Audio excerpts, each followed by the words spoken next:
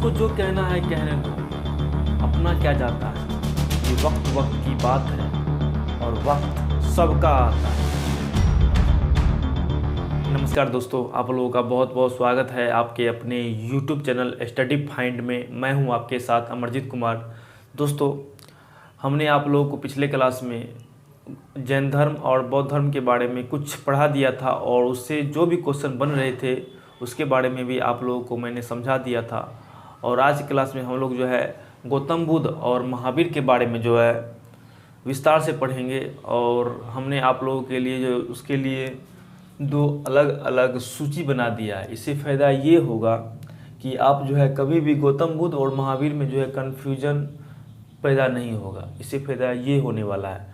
अलग अलग पढ़ने से ये होता था कि गौतम बुद्ध के पत्नी को महावीर के पास पहुंचा देता है और महावीर के पत्नी को गौतम बुद्ध के पास पहुंचा देता है। इससे ऐसे पहले होता था कि अलग अलग पढ़ने से ऐसा हम लोग जानते हैं। हम भी एक स्टूडेंट हैं और हमको जहाँ जहाँ इनकी प्रॉब्लम हुआ है वो मैं आप लोगों को बता रहा हूँ। ठीक है दोस्तों, तो आज मैं आप लोगों को मतलब जो है इसके बारे में पढ़ाऊँगा और पूरा अच्छा से समझाने की भी कोशिश करूँगा। ओके, तो सबसे पहले हम लोग जानते हैं गौतम बुद्ध जो है किस धर्म के संस्थापक थे। तो गौतम बुद्ध जो है आप लोग जानते होंगे, गौतम बुद्ध जो है बौद्ध धर्म के संस्थापक थे। किस धर्म के संस्थापक थे?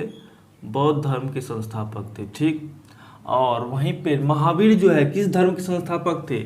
तो महावीर जैन धर्म के संस्थापक थे।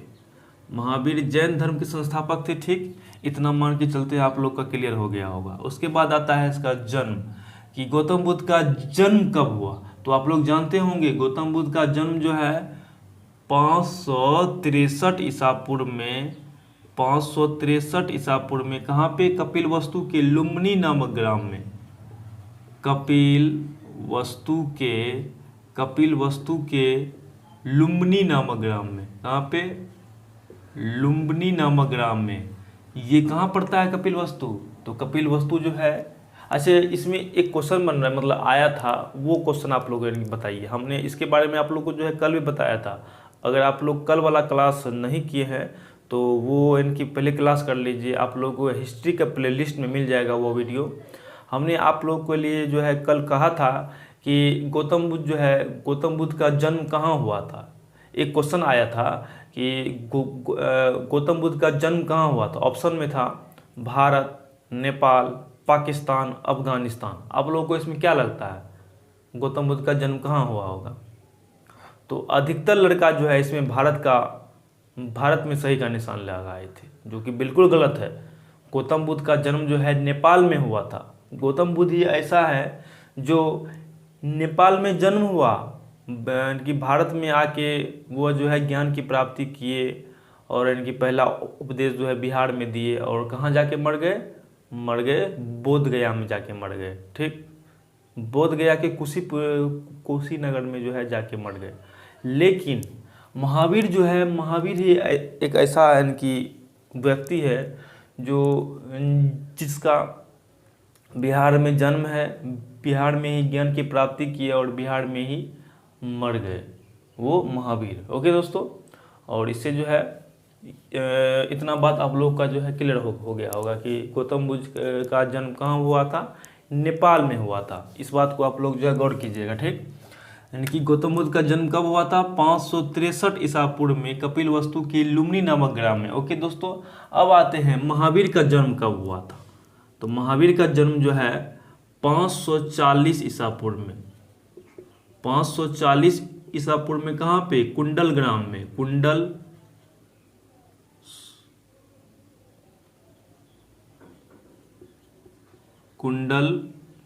ग्राम में, जो कि कहाँ पड़ता है? जो कि वैशाली में पड़ता है। बिहार में ही वैशाली है, आप लोग जानते होंगे।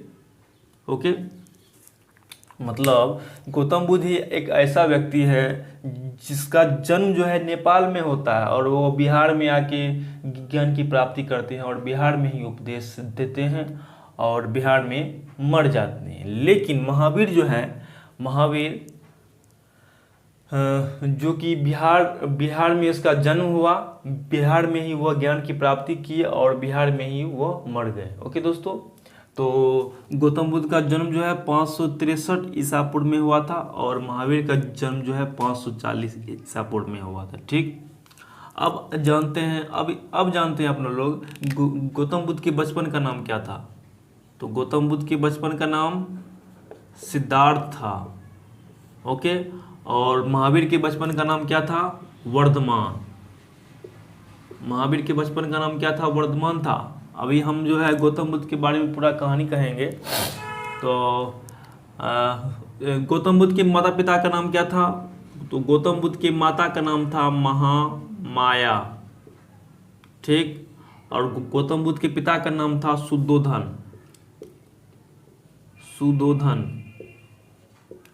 ठीक, गौतम बुद्ध के माता पिता का नाम क्या था? माता का नाम था महामाया और पिता का नाम था सुद्धोधन। अब इसके जो माता जो है यह जो है गौतम बुद्ध महामाया के गर्भ से पैदा हुए और इसका जो है पालन पोषण जो है उसकी मौसी प्रजापति गौतमी ने किया था, इसलिए जो है उसका नाम जो है गौतम रख दिया। वो अपने नाम पर जो है मतलब इनकी गौतम बुद्ध का नाम जो है गौतम रख दिया था। ठीक, और महावीर के माता पिता का नाम क्या था? तो महावीर के माता का नाम था त्रिशला और पिता का नाम था सिद्धार्थ। इसमें जो है अब कुछ लड़का जो है कंफ्यूज होते हैं, कहाँ पे? तो गौतम बुद्ध के बचपन का नाम है सिद्धार्थ और महावीर के मतलब कि महावीर के पिता का नाम है सिद्धार्थ। ये अलग अलग है, एक नाम के दो व्यक्ति हो सकते हैं, इससे और इसमें कोई भी समानता नहीं है। इसकी बचपन का नाम है सिद्धार्थ और महावीर के पिता का नाम है सिद्धार्थ। इसलिए जो है आप लोग इसमें कंफ्यूज नहीं होइएगा। ओके दोस्तों, ओके। अब आते हैं इसका गोत्र। तो गौतम बुद्ध जो है किस गोत्र के थे? तो गौतम बुद्ध जो है शाक के गोत्र के से थे। और महावीर जो है किस गोत्र के थे? महावीर ज्ञानत्रिक गोत्र के थे। अब ये गोत्र मतलब क्या होता है? मतलब इनकी गौतम बुद्ध और महावीर के जो है पिता मतलब इनकी राज घराना के थे। गौतम बुद्ध और महावीर जो है राज घराना के रहने वाले थे, वो मतलब इनकी राजा के बेटा थे। ओके दोस्तों, तो उसके पिता का जो है गोत्र था, कौन सा गोत्र था? शाक्य गोत्र था और ज्ञानत्रिक गोत्र था। ओके दोस्तों, अब जानते हैं इसकी पत्नी के बारे में। तो गौतम बुद्ध की पत्नी का नाम क्या था? यशोधरा। गौतम बुद्ध की पत्नी का नाम क्या था? यशोधरा। और महावीर की पत्नी का नाम क्या था? तो महावीर की पत्नी का नाम था यशोदा। इसमें जो है समानता हो रही है परंतु अलग अलग है। क्वेश्चन में कहा जाएगा गौतम बुद्ध की पत्नी का नाम क्या था? तो आप लोग कहिएगा यशोधरा। फिर कहेगा महावीर की पत्नी का नाम क्या था? तो ये यशोदा था। अलग अलग दोनों है। महावीर की पत्नी का नाम यशोदा और गौतम बुद्ध की पत्नी का नाम यशोधरा था। अब जानते हैं इसकी संतान के बारे में। राहुल के संतान जो थे, गौतम बुद्ध के संतान का नाम क्या था? राहुल। इसके पास जो है एक ही संतान थे, उसका नाम था राहुल। ओके, अब महावीर के जो है इसकी संतान के बारे में पढ़ते हैं। इसके पास जो है एक पुत्री थी, उस पुत्री का नाम था प्रियदर्शिनी। ओके दोस्तों, और इसके दामाद का नाम क्या है? इसके दामाद का नाम है जामिल या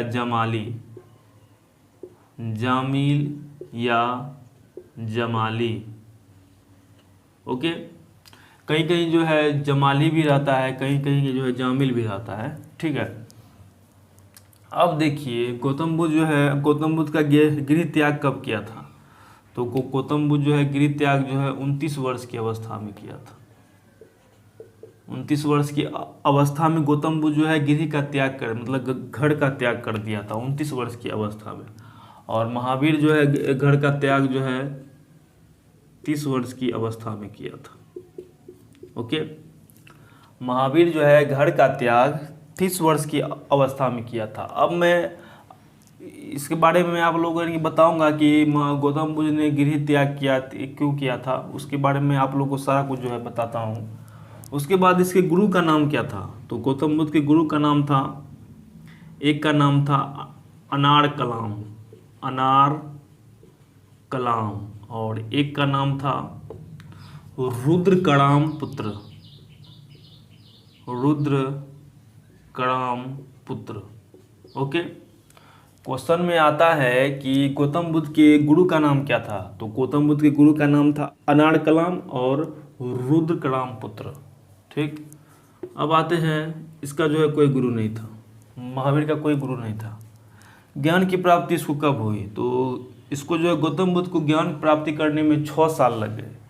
अभी अगर आप इनकी कहीं पे इनकी पढ़ने के लिए जाते हैं, जॉब के लिए जाते हैं, मतलब ज्ञान की प्राप्ति करने के लिए जाते हैं, मतलब कि कहीं पे जाते हैं पढ़ने लिखने के लिए, तो वो आपको जॉब करने के लिए जाते हैं कि कब मेरा ज्वाइनिंग लेटर आ जाए।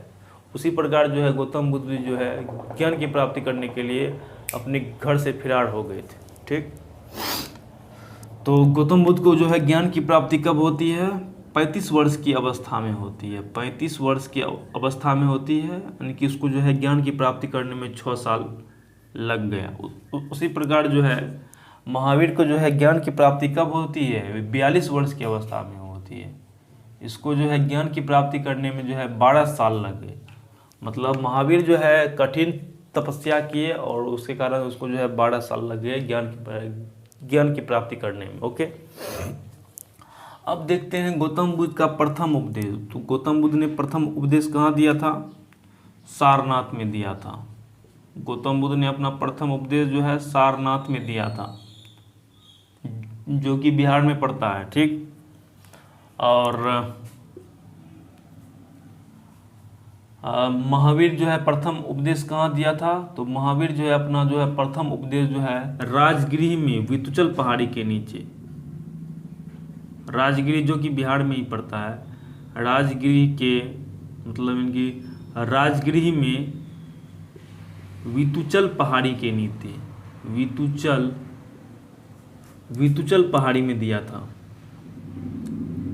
ठीक है दोस्तों, मतलब महावीर जो है अपना प्रथम उपदेश जो है राजगृह में दिया था। ठीक, राजगृह में विंध्याचल पहाड़ी है वहाँ पे एक, वहाँ पर जो है उसने जो अपना प्रथम उपदेश दिया। अब इसकी मृत्यु जानते हैं कब हुआ था इसकी? तो गौतम बुद्ध की मृत्यु जो है 483 ईसा पूर्व में हुई थी, 483 ईसा पूर्व में हुई थी। कहाँ पे हुई थी? तो गौतम बुद्ध की मृत्यु जो है 483 ईसा पूर्व में कुशीनगर में हुई थी, कुशीनगर में हुई थी। ठीक, और वहीं जो है महावीर की मृत्यु कब हुई थी? तो महावीर की मृत्यु जो है 468, हाँ शायद, हाँ 468 ईसा पूर्व में, 468 ईसा पूर्व में जो है पावापुरी में हुई थी। पावापुरी जो कि कहाँ पड़ता है? राजगृह में ही पड़ता है, राजगृह में ही पड़ता है। ठीक, हमने आप लोगों को भी यानी कि समझाया कि गौतम बुद्ध की मृत्यु कब हुई। तो गौतम बुद्ध की मृत्यु जो है 483 ईसा पूर्व में कुशीनगर में हुई, और वहीं पर जो है महावीर की मृत्यु जो है 468 ईसा पूर्व में पावापुरी में हुई थी, जो कि राजगृह में पड़ता है। अब इसमें आप लोग एक बात जान लीजिए कि गौतम बुद्ध ही एक ऐसा व्यक्ति है जिसका जन्म और प्रथम उपदेश और मृत्यु जो है वह वैशाख पूर्णिमा में होता है।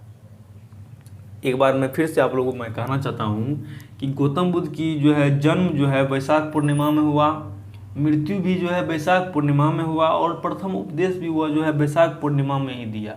इसलिए आप लोग जानते होंगे कि वैशाख पूर्णिमा को जो है बुद्ध पूर्णिमा भी कहते हैं, इसका कारण यही है। ओके दोस्तों, मैं मान के चलता हूँ आप लोग को इतना जो है क्लियर हो गया होगा। अब जानते हैं इसके शिष्य के बारे में, गौतम बुद्ध की कौन कौन से शिष्य थे उसके बारे में जान लीजिए। तो गौतम बुद्ध के जो है एक शिष्य का नाम है आनंद, और एक शिष्या का नाम है उपाली। क्या नाम है? उपाली। ओके दोस्तों, मैं मान के चलता हूँ आप लोग जो है इतना क्लियर हो गया होगा कि गौतम बुद्ध के जो है शिष्य का नाम था आनंद और उपाली। ओके, इसमें जो है एक और था आम्रपाली। आम्रपाली जो है इसकी, आम्रपाली इसकी कौन थी? तो इसकी शिष्या थी। किसकी? गौतम बुद्ध की आम्रपाली जो है इसकी शिष्या थी। ओके दोस्तों, मैं उम्मीद करता हूँ आप लोग जो है इतना समझ गए होंगे। इसमें एक और क्वेश्चन बन रहा है, वो पहले जान लीजिए। इसमें बोल रहा है कि गौतम बुद्ध के गृह त्याग को जो है क्या कहा जाता है? महाभिनिष्क्रमण कहा जाता है। महाभिनिष्क्रमण कहा जाता है। गौतम बुद्ध के गृह त्याग को महाभिनिष्क्रमण कहते हैं। यह क्वेश्चन आ सकता है, क्वेश्चन में कह देगा कि गौतम बुद्ध के गृह त्याग को क्या कहा जाता है, तो गौतम बुद्ध के गृह त्याग को महाभिनिष्क्रमण कहा जाता है। ठीक है दोस्तों। और महावीर जो है अपना गृह त्याग जो है कब किए थे? तो वह जो है 30 वर्ष की अवस्था में अपना गृह त्याग किए थे। अब इनकी गौतम बुद्ध के गुरु का नाम है, एक का नाम है अनाड़कलम और एक का नाम है रुद्रक रामपुत्र। और अनाड़कलम से इसने जो है सांख्य दर्शन की शिक्षा ली थी। गौतम बुद्ध जो है अनाड़कलम से सांख्य दर्शन की शिक्षा ली थी। ओके दोस्तों, क्वेश्चन आ सकता है कि गौतम बुद्ध जो है अनाड़कलम से किस दर्शन की शिक्षा ली थी? तो वो होगा सांख्य दर्शन की शिक्षा ली थी। ठीक, कि गौतम बुद्ध का जन्म भी जो है वैशाख पूर्णिमा में होता है और उसको जो है ज्ञान की प्राप्ति जो है वैशाख पूर्णिमा में होता है और वह जो है गृह त्याग भी जो है वैशाख पूर्णिमा में ही करता है। इसलिए जो है मतलब इनकी वैशाख पूर्णिमा को जो है बुद्ध पूर्णिमा भी कहा जाता है। इस बात को आप लोग जो है जान लीजिए। ठीक है दोस्तों। और उसने जो अपना प्रथम उपदेश कहाँ दिया था? तो वो उसने जो अपना प्रथम उपदेश जो है सारनाथ में दिया था। और इसके प्रथम उपदेश को जो है धर्म चक्र परिवर्तन कहते हैं। इसके प्रथम उपदेश को धर्म चक्र परिवर्तन कहते हैं। इसके प्रथम उपदेश को जो है धर्म चक्र परिवर्तन कहते हैं। ठीक है दोस्तों, मैं मान के चलता हूँ इतना जो है आप लोग का क्लियर हो गया होगा। और उसकी जो है मृत्यु जो है कब होती है? 483 ईसा पूर्व में कुशीनगर में वैशाख पूर्णिमा के दिन ही होता है इसका मृत्यु।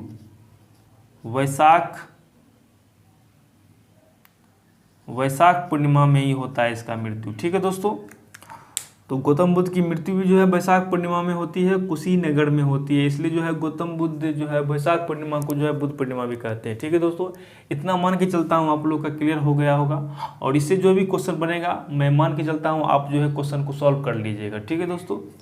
तो इसमें जो है मैं आप लोगों से एक दो क्वेश्चन पूछ लूँ कि गौतम बुद्ध के बचपन का नाम क्या था? आप हमें कमेंट कीजिएगा गौतम बुद्ध के बचपन का नाम क्या था। और महावीर के बचपन का नाम क्या था, उसके बारे में जो है आप हमें कमेंट कीजिए। उसके बाद जानते हैं इसके महाभारत के बारे में, गौतम बुद्ध के महाभारत के बारे में और महावीर के महाभारत के बारे में, या फिर जैन धर्म के महाभारत के बारे में और बौद्ध धर्म के महाभारत के बारे में। ओके दोस्तों, तो अब जो है हम लोग पढ़ते हैं जैन धर्म के महाभारत के बारे में। उसके बाद जो है बौद्ध धर्म के भी मतलब बौद्ध धर्म का कितना त्रिरत्न था उसके बारे में भी मैं आप लोग को बताने वाला हूँ। ठीक है दोस्तों। तो जैन धर्म में 5 महाभारत थे। वो देखिए क्या क्या थे महाभारत। इसमें था, पहला महाभारत था अहिंसा नहीं करना है। अहिंसा कहने का मतलब है कि किसी को मतलब कष्ट नहीं पहुंचाना, वो कहा गया है जैन धर्म में। और उसके बाद बोला गया अमृषा मतलब होता है झूठ नहीं बोलना। जैन धर्म में कहा गया है कि झूठ नहीं बोलना है, झूठ नहीं बोलना। वो मतलब अमृषा का मतलब होता है झूठ नहीं बोलना। ठीक है। और अचौर्य मतलब है चोरी नहीं करना। अचौर्य का मतलब चोरी नहीं करना है। अचौर्य का मतलब चोरी नहीं करना है। अपरिग्रह मतलब इनकी धन संग्रह नहीं करना है। धन संग्रह नहीं करना मतलब कोई भी व्यक्ति मरने के बाद जो है अपने साथ धन को लेके नहीं जाता है, इसलिए जो है धन संग्रह नहीं करना है। ठीक है दोस्तों। ये जो है कहा गया है जैन धर्म में, यह जो है जैन धर्म का 5 महाभारत है। कौन कौन सा है? अहिंसा, अमृषा, अचौर्य और अपरिग्रह। और इसका जो है इनकी 5वां महाभारत जो था वो महावीर ने दिया। इसका जो 5वां महाभारत जो है ब्रह्मचर्य, उसका इनकी 5वां महाभारत है। यह जो इसका इनकी 5वां महाभारत है उसने वह जो कौन दिया था? महावीर ने दिया था वो। ठीक दोस्तों। अब आते हैं बौद्ध धर्म और जैन धर्म के त्रिरत्न के बारे में जानते हैं। तो बौद्ध धर्म का कौन कौन सा त्रिरत्न है? वह है बुद्धम शरणम गच्छामि, पहला है बुद्धम शरणम गच्छामि, उसके बाद है धर्मम शरणम गच्छामि, उसके बाद है संघ शरणम गच्छामि। यह जो है बौद्ध धर्म का त्रिरत्न है। और उसके बाद है कि जैन धर्म का कौन कौन सा इनकी त्रिरत्न है उसके बारे में जान लीजिए।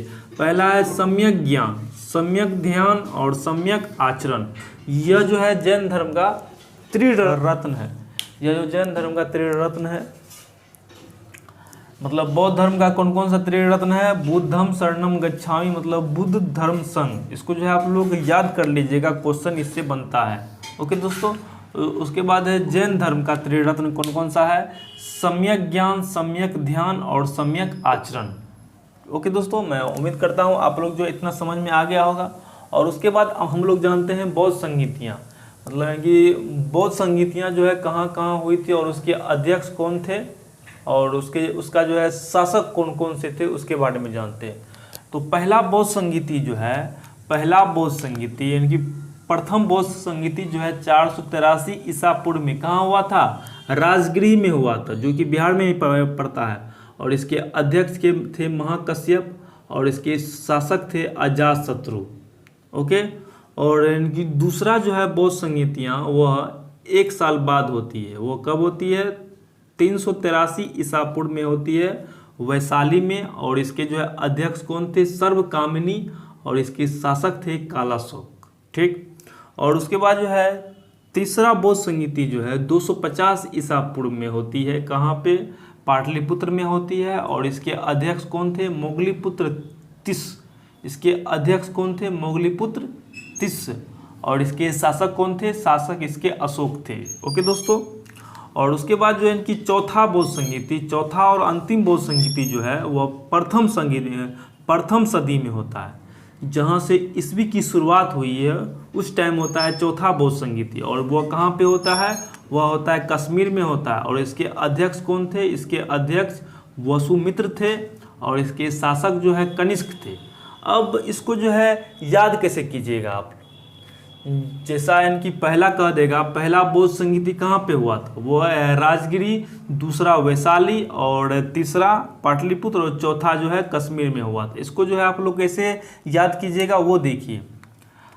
आपको जो है यहाँ से पहला अक्षर को जो है घेर लेना है।